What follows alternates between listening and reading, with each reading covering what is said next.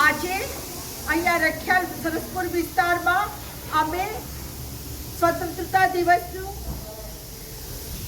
80મો જન્મદિવસ ઉજવી રહ્યા છીએ અને આ સ્વતંત્રતા દિવસના 80મા જન્મદિવસના ઉપલક્ષ્યમાં સરસપુર રખિયાલ વોર્ડ તરફથી સૌ અમદાવાદ શહેરના અને ગુજરાતના રહેવાસીઓને અને ગુજરાત પ્રદેશ કોંગ્રેસ તરફથી બધાને ખૂબ ખૂબ અભિનંદન। અને જે કોંગ્રેસ પક્ષ છે એ કોંગ્રેસ પક્ષ જ્યારે આઝાદીની લડાઈ લડવાતી હતી ત્યારે આ જ કોંગ્રેસ પક્ષ હતું કે જેણે આઝાદીની લડાઈ લડી અને ભારત દેશને 200 વર્ષની અંગ્રેજોની ગુલામીમાંથી બહાર કાઢ્યા। હવે આપણે એકવાર ફરી એક લડાઈ લડવાની છે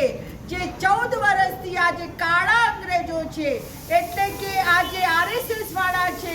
અને ભારતીય જનતા પાર્ટી વાળા છે કે જે દેશને તોડવાનું કામ કરી રહ્યા છે, દેશને વેચવાનું કામ કરી રહ્યા છે અને દેશની આઝાદીને જોખમમાં મૂકવાનું કામ કરી રહ્યા છે।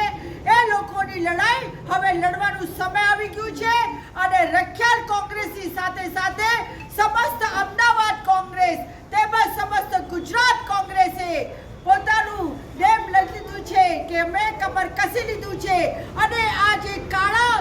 અંગ્રેજો છે એને આપણે 2027 અને ત્યારબાદ 2029માં ભારત દેશમાંથી દૂર કરીને